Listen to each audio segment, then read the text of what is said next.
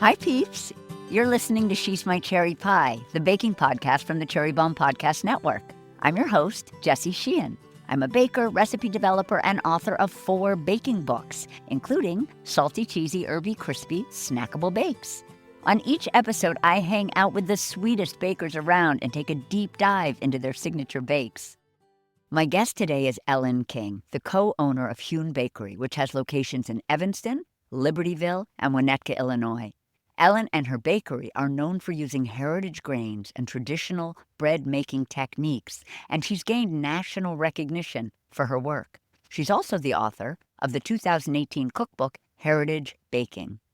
Ellen joins me to talk about her baking journey, including her eye-opening introduction to good bread while abroad in Norway during college, the importance of Chad Robertson's tartine bread to her bread-making journey, and the Underground Bread Club she started before opening her bakery. Then we take a deep dive into her banana bread. Yes, banana bread, the ultimate comfort food.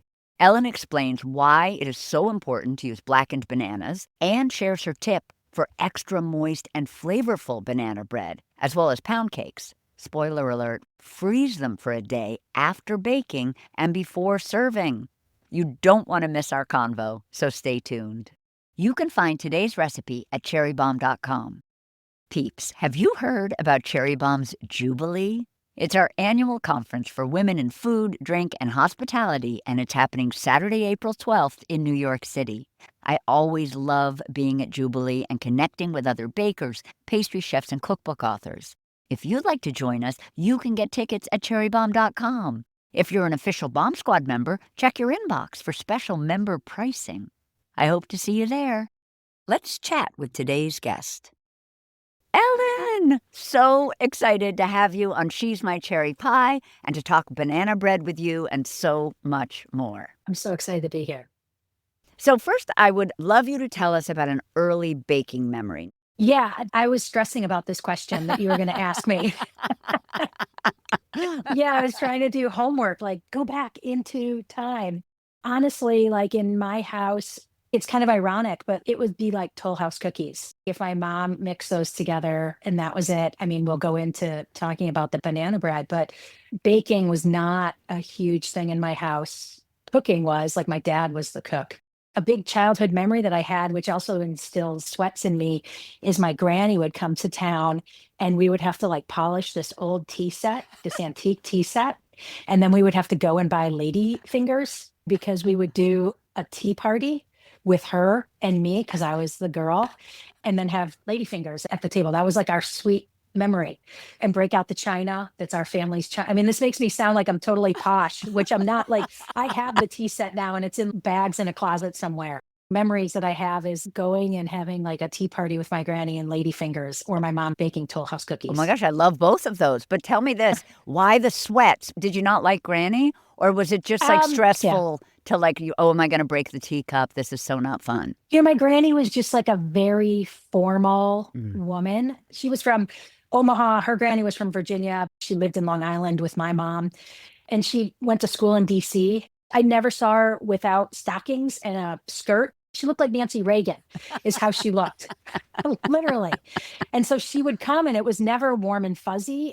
There was points where I'd have to put on a dress until it became literally, this is almost inappropriate for everybody that I have to wear a dress.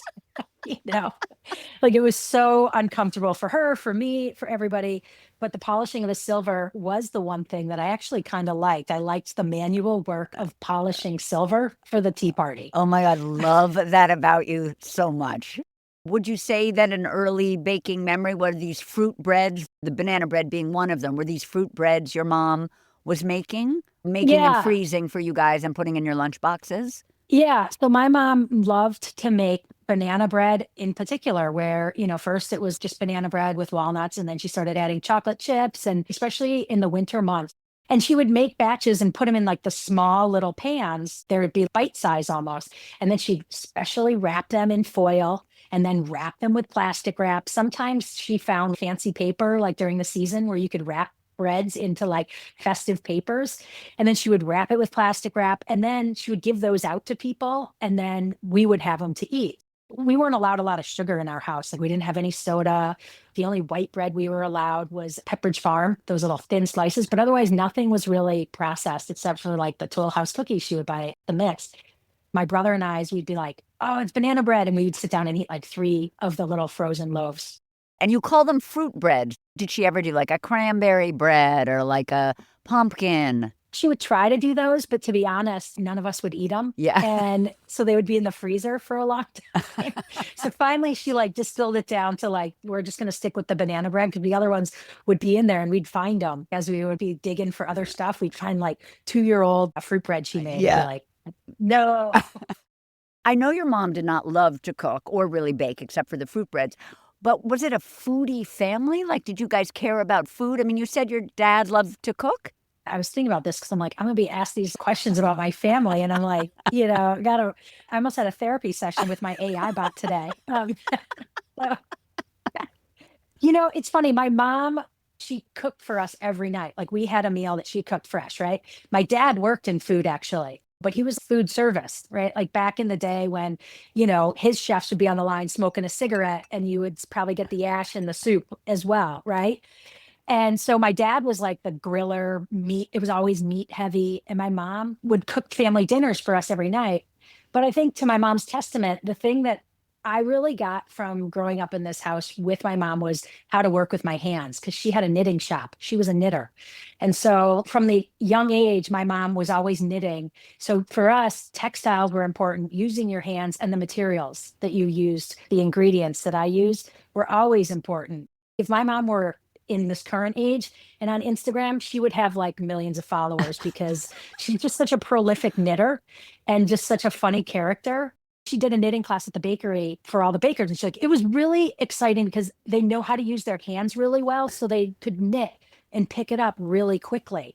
And I thought it was such an interesting insight. Like I'd never thought about that. I just take it for granted that you can use your hands to do whatever you want, but that's not the case.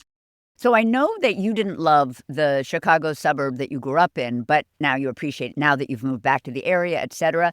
But I wonder if there were any regional baked goods, like maybe at a store. What was Ellen into? Like, were there snack cakes at the gas station? Like anything like that you remember? Yes. I mean, don't get me wrong. Like the thing that, and on the East Coast, you have it. It was always revered. Okay. We have Little Debbie's here. Yep. But on the East Coast, what are the little they're like, Drakes. Is it Drakes? Yes, we have Drakes. We have like Yodels, Suzy Q's, Devil Dogs. Yes. In our house, we would get the whatever's we could get in the Midwest, but my mom would always be like, Drakes are the best. Those are the best around. And so like when we go back east, we'd load up on those Drakes, whatever little Swiss rolls. Yes. And I loved those. So yes, I was like a gas station, grocery store connoisseur. I love that. East I love Coast, that. Midwest. Yeah. Yeah. It was during college, actually, that you tasted bread in Europe and had sort of an epiphany like, oh my gosh, I've never tasted anything like this. Tell us about that. Yeah, I studied in Norway my junior year of college. And prior to that, I was the first one in our house that left the country. So besides my great grandma, who was over in France, but I was the first one in my immediate family that went over to Europe and was in Norway. And this was in the 90s, right? There was no phone, there was nothing. I didn't speak the language. I was totally oblivious. And I was poor. I would go to the little grocery store by where my apartment was in Oslo. And pretty much these are the 2 funniest things that I got from Norway food was I would buy the densest bread, right? The bread that had the most nuts and seeds because it was going to fill me up because we didn't have a dining hall. We had to feed ourselves. And so I would buy that butter and some Jarlsberg cheese and peppers, and I would slice the bread thin, and I would make these little open-faced sandwiches, and that's what I ate breakfast, lunch, and dinner. I didn't even know how to cook. Did you toast dinner. them to like melt the cheese or not even? No, it was just served like soft spreadable butter, and then you put cucumbers on there, red pepper slices, the Jarlsberg on top, and you just eat it like an open-faced sandwich. I would wrap it with wax paper and go out walking on the trails. I did have a lot of friends. And so I spent a lot of time alone. And then the other thing I would do is I was 20 and I could buy beer and I was so excited. So I'd go to the grocery store and I would buy the cheapest beer there. And it was at the end of the semester when we had a party with all of the apartments and everybody was together. And this Norwegian guy came up to me. He's like, I've been meaning to ask you.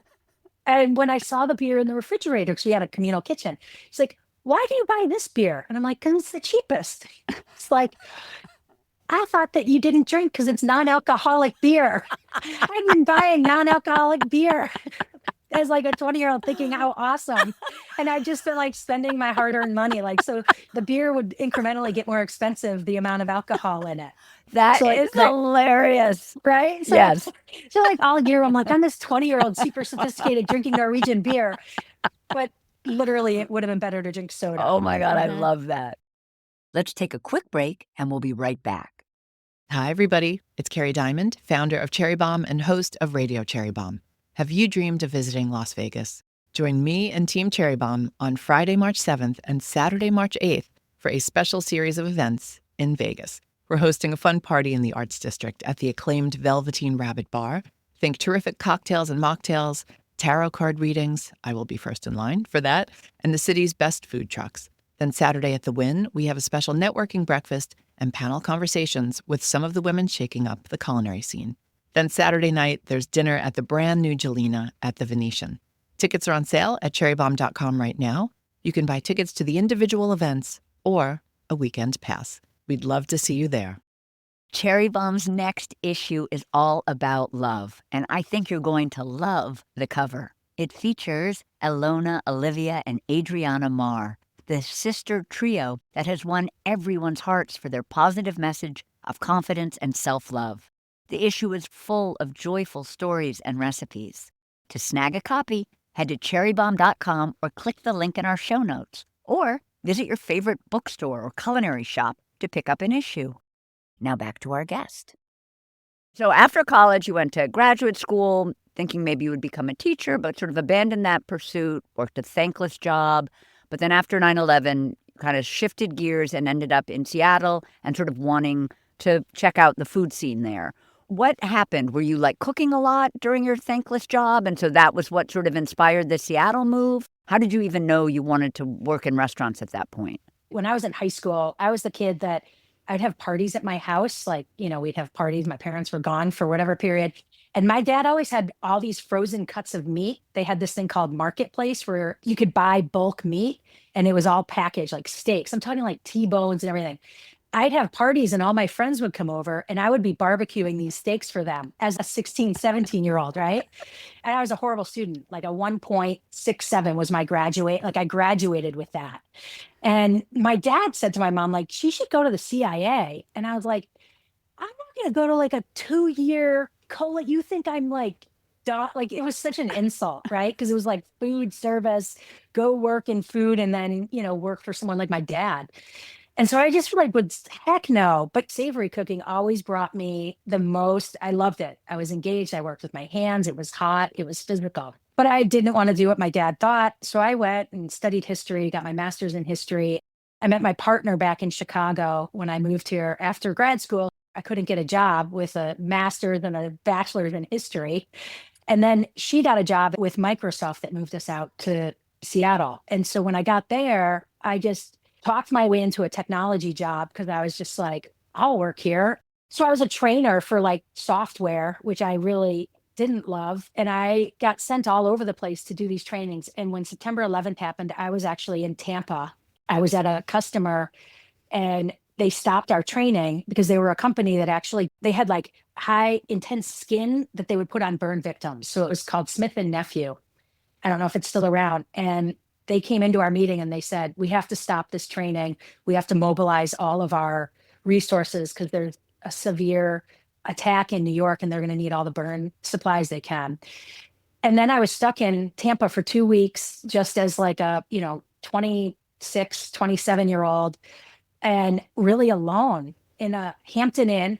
This is back in the day, right? This is early 2000. I would buy a pack of cigarettes and I would sit in my room and I would just smoke crying. And then I had this great aunt who lived in Clearwater. And my mom's like, you should get in touch with Aunt Terry. And I was like, okay. So I called this woman out of the blue. I got transported into she knew my mom really well. And I remember the first day I showed up there, I was just a mess. And she took me in and she's like, well, it's so nice to have a visitor. She's like, I wasn't expecting one, but let me get some appetizers together. she goes and she gets some Ritz crackers, and in her freezer, she takes out an ice cube tray with pesto that she had made at some point. And so she's like, I know it's not fancy, but when it comes to room temp, it's delicious. We sat around eating Ritz crackers with frozen pesto. And she just kind of like took me back and just talked to me about like, this is okay. We'll get through this. This country is a lot stronger than that. We would turn the news on and then we'd turn it off.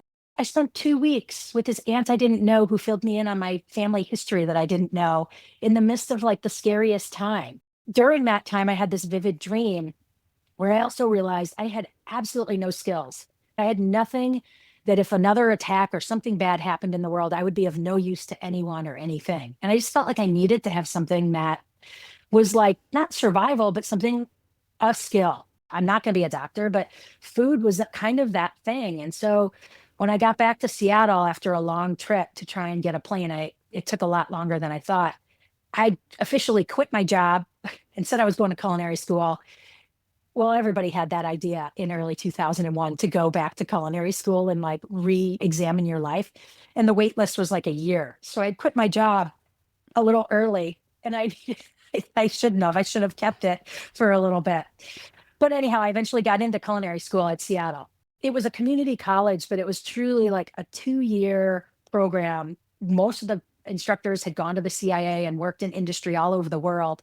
And that's what's great about Seattle, right? A place like Seattle brings people there because they want to live there. And I got a great training on the savory side. I did not study baking because I'm terrible in math. And so I just thought it was too exact. I didn't have any goals or plans except to just work in food and learn as much as I could and find a way to be useful. You ended up moving back to the Chicago area when your son was born, and your mom gave you Chad Robertson's tartine bread. And that was kind of like game changing for you. But I am so impressed that your mom bought you that book. How did she even know who Chad was or what tartine? I mean, this was the fruit bread lady. Yeah. Well, my mom's a prolific reader. She really is. Like, she loves bookstores. And this book, actually, I've never met Chad, but the thing that happened was my mom gave me this book. My dad literally dropped dead of a heart attack. Literally, my mom's on the phone with me about to see my son's train table that they bought. He was going to turn 2. And I thought she was calling to like Zoom or whatever, I can't remember, Skype. So my dad could see this train table. And my mom just says to me, you know, Ellen, I'm doing chest compressions on your father. Call your brothers. Oh my God, Ellen. He literally died in the bathroom in their house, just dropped dead. I was depressed. I realize now as an adult with the vocabulary that most non-reflective people I've learned, I started making bread because I was so depressed at home with a young son living in an area that I never wanted to come back to. And Chad's book, I don't know that I would even be able to do this now. I just had tunnel vision where my depression, I think, just allowed me to learn how to make bread in a way that I didn't have I didn't have a schedule. I didn't have commitments besides feeding my son and like caring for him. And I just poured everything into making bread. I love that. I love that you not only collected every bread book, but you literally turned your house into like a proper bread environment. Warm in the winter for your bread, cooler in the summer for your bread. I love that. Would you say that Chad's book remains like a favorite? For making bread and even just the way that I think about bread, it is completely his book. He just distilled it in a way. Yes, the recipes are long, but I feel like it's reading a long book that's got so much in it, right? Like you don't want that book to end. Probably the only sourdough recipe I've ever used for whatever reason, because I found it when I started making sourdough, is his. It's fantastic. It is. And I think sometimes, I mean, I know your books, it's in my little stack, your salty, cheesy, herby, crispy that we got. There's such a place for recipes that are quick and easy, and you don't have to have like a billion things. But then there's that place probably when you're depressed where you just get lost in a cookbook and one recipe just takes you months to master. And I feel like that's his book. And if I were to say, if you want to learn bread, yes, I am a cookbook, but I would refer to his. Tell us about the Underground Bread Club and where you used to make bread out of your Chicago apartment. Tell us all about that. You know, because I started making bread and then I realized I needed to make it on a level that I could really learn more rapidly. My son and I, Asher I think he was about 3, and he was at preschool. I would literally load him up in my Subaru wagon and we'd drive to go buy flour, 50-pound bags. He'd be in the back seat. We'd load up this flour. And in Indiana, we went and picked it up. And then I just started making so much bread that I needed to sell it because it also, we weren't rolling in money at this point. It was 2000, it was just after 2008. Things were pretty tough. I didn't want to go back and work in restaurants and I needed to bring in some money. At a preschool, it's prime grounds for selling your wares to them. And that's what I did. And so once a week, Asher, he'd get loaded up if the weather was somewhat tolerable in his burley. A lot of times he'd get in the little bike, his little compartment, and then I'd ride my bike and load him with the bread. He'd run the bread into everyone's house on the way to school. So we would like map it to make sense. And then he'd collect the money and come running back. And at school, he'd bring in all the bread and put it in the backpacks and grab the money out of it. You know, it's funny. He's never had any interest in anything with baking, nothing, but he's always been more interested in the front end, customer service, that kind of stuff. I love that. And the Underground Bread Company became your bakery. One of the preschool moms who is now your partner professionally and personally, she asked you about what do you think about opening a bakery, correct? Yeah, like literally, it was almost the funniest question because I was like, well, no, I didn't want my life to be consumed. I knew what it meant to be working back in food. But then it got to the point where I had about 100 customers where it was like, I might go out of business because I just can't keep doing. I mean, I was waking up at midnight to be baking for 6 hours to then deliver by the 8 a.m. drop at my son's school. And then it was so much work that the thought of opening a place, but I had never worked in a bakery before. I just read Chad's cookbook and considered myself a baker. But I did have the culinary background at least to know. But yeah, we literally in 2013 signed a lease and opened up the space. And it was like, I think 950 square feet was what it was. It was just so tiny. And then we just kind of kept making baby steps to be where we are now. At the bakery, which we're going to talk about in a second, there's more than just bread. You know, you do have like pastries and traditional baked goods. Do you ever make those things, or did you used to make those things are you just always the bread person, or would you also be the person who made sort of the banana bread, let's say, that you sell at the bakery and things like that? Do you do both, or have you done both? Yeah. So when I had my underground bread, seasonally, I would do take and bake morning buns. So I would like hand roll and laminate the croissants, which was just horrible, but I would sell it at Christmas and people would take it and I'd freeze it and they'd cut it up and bake it at home.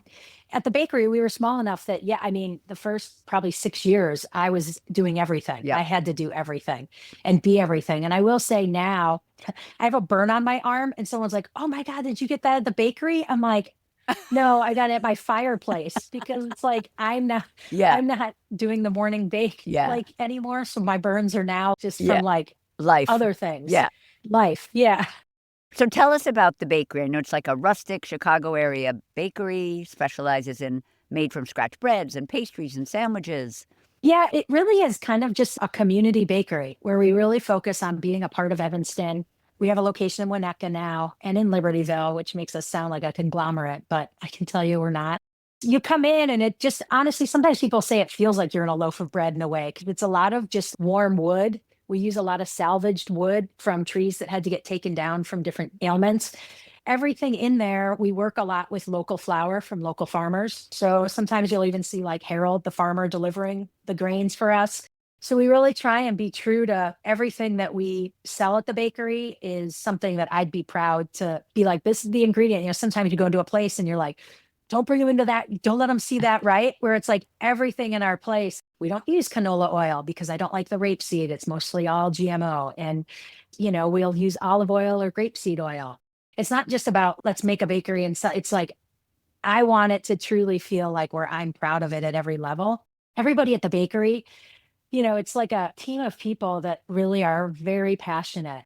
I gotta be honest, we've been lucky. They've been the ones that have helped make this bakery incredible, right? Because Julie and I obviously can't be there. We lead the ship, but we have a staff of people that are really committed and they know quality over everything. Yeah. I know that you're a big advocate for heritage grains and traditional bread making techniques, which emphasize flavor, nutritional value, environmental benefits. In your book, you talk so much about the importance of buying heritage grains from farmers that you know. Tell us a little bit about that. Yeah, I mean, living in especially the farming center of the US, right? Theoretically, this is where we should be able to consume and buy a lot of wheat that's locally grown.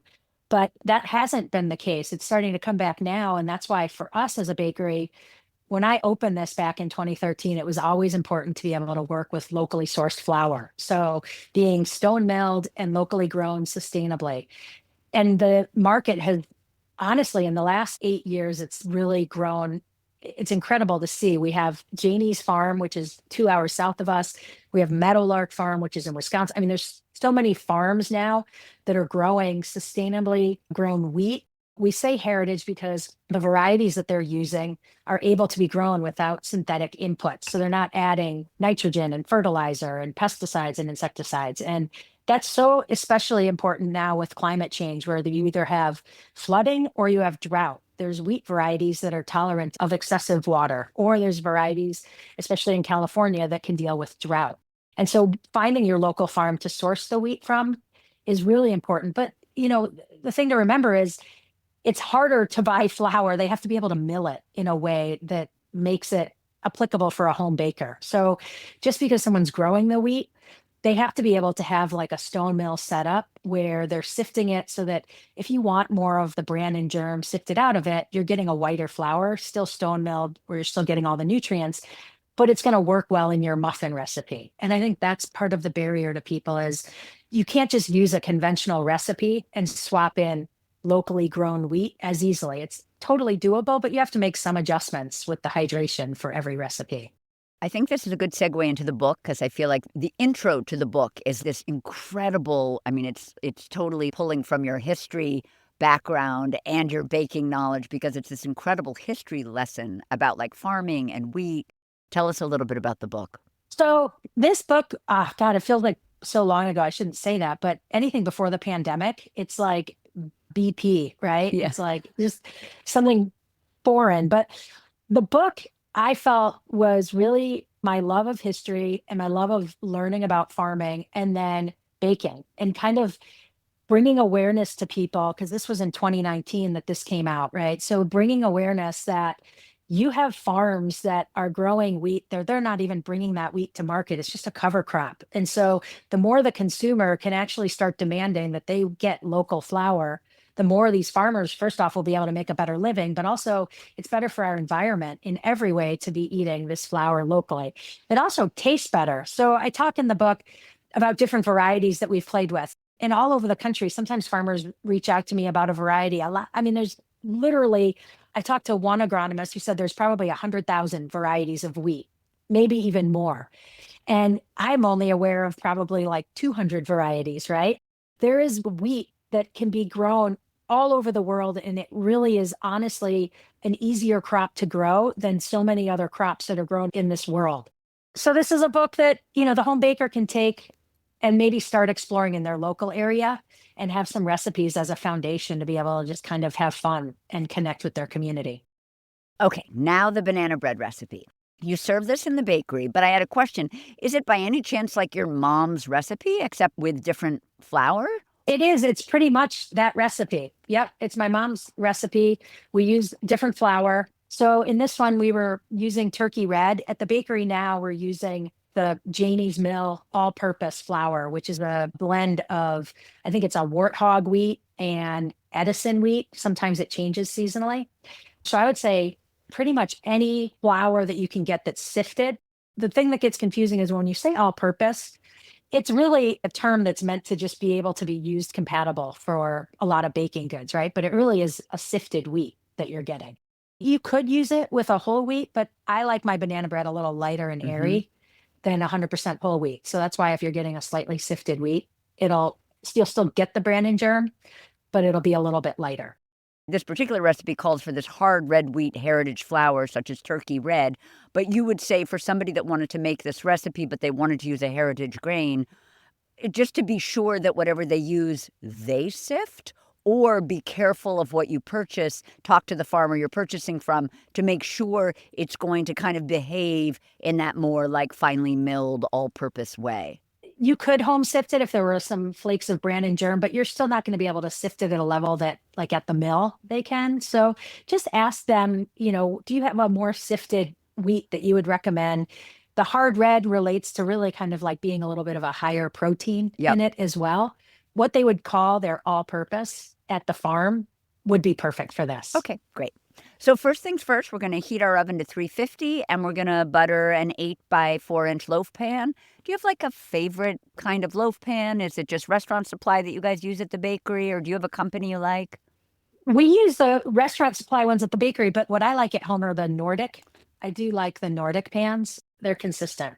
I love that this is an 8 by 4 inch and not a 9 by 5 because I love kind of the sharp corners and the shape of an 8 by 4. I don't know why I have like a pet peeve about a 9 by 5. So I love it that's in an 8 by 4 inch pan. So then in the bowl of a stand mixer fitted with a paddle attachment, although you can use a handheld mixer in a large bowl. If you were doing handheld mixer in large bowl, what's your bowl? Would it be a ceramic bowl if you were at home? I assume at work it's probably big metal restaurant supply bowls. Yeah, I now have this company that I actually went down a rabbit hole of, like, somehow I read something that's stainless. There's different levels. And I was like, I want American made stainless steel bowls. Yep. And there's this company, I've been buying my bowls from them. They make pet bowls, but I've now taken the pet bowls to be my bowls because they're just like the perfect size and they have a flat bottom. And so they're really fun to bake with.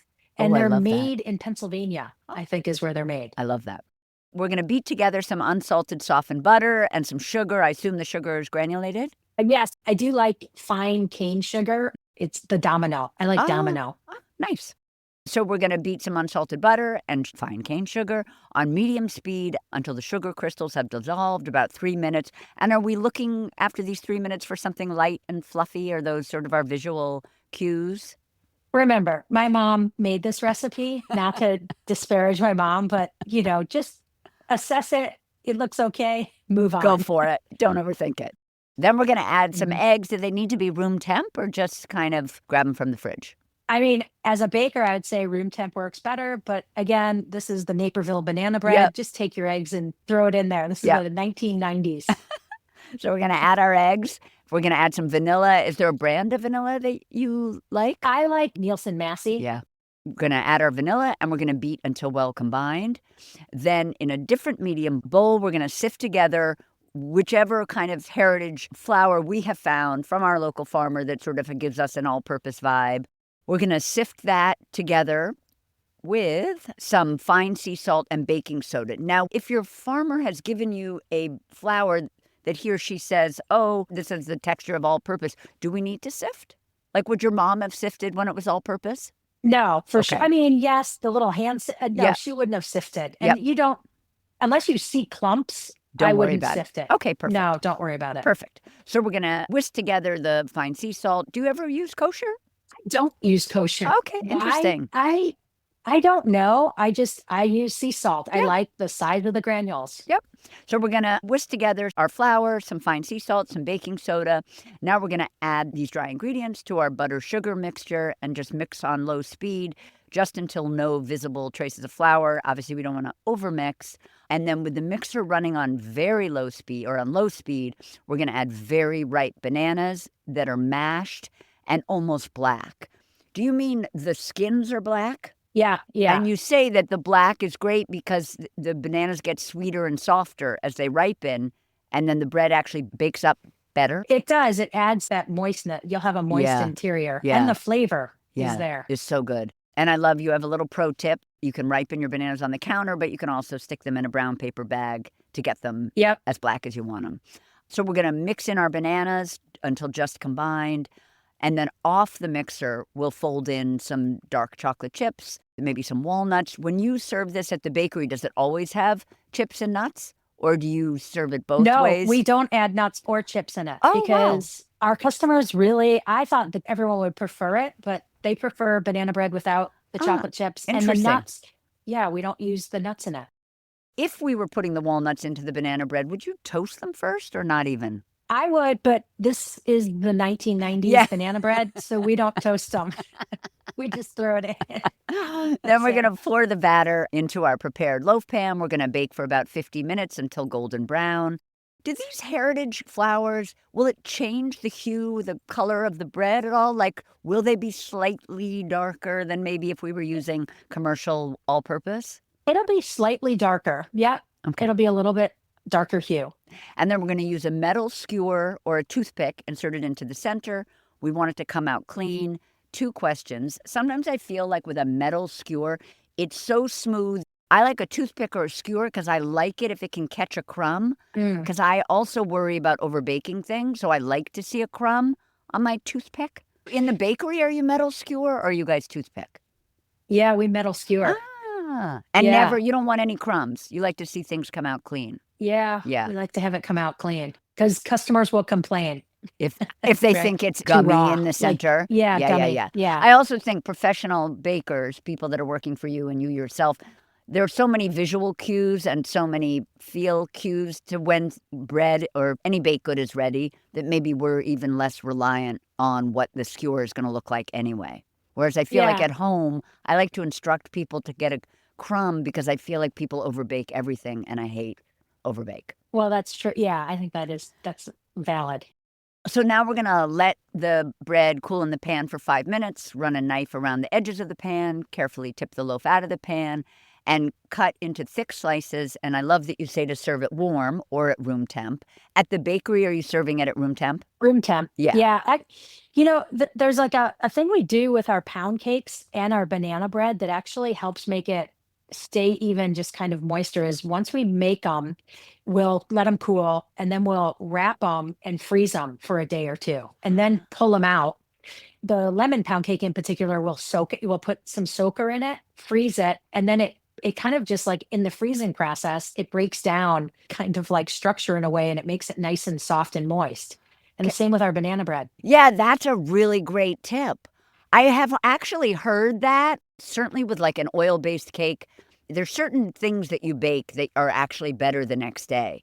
And it's interesting when you combine the freezing process with that, because I'm sure right. Like there's something that's happening chemically in that process of freezing and then bringing back to room temp that plays with the structure and makes for something that's Yeah. more moist. I love that. So you guys won't even Yeah. serve them. If you just bake them off, you are going to freeze them. We freeze them and they get frozen for literally like a day or 2. Just the pound cakes. Yeah. Yeah. And it really does. If we serve a pound cake that we bake fresh, by the end of the day, it just isn't as soft. But the banana bread that gets frozen for a day or 2, it's got a nice, really soft interior that works like as it's sliced sitting on the display. It's delicious. Oh, I love that. Well, thank you so much for chatting with me today, Ellen. And I just want to say that you are my cherry pie. Well, thank you. This was so much fun. That's it for today's show. Don't forget to follow She's My Cherry Pie on Apple Podcasts, Spotify, or wherever you listen. And tell your pals about us. You can find today's recipe at cherrybomb.com. She's My Cherry Pie is a production of the Cherry Bomb Podcast Network. Thank you to Good Studio in Brooklyn. Our producers are Carrie Diamond, Catherine Baker, and Jenna Sadu. Thank you so much for listening to She's My Cherry Pie, and happy baking!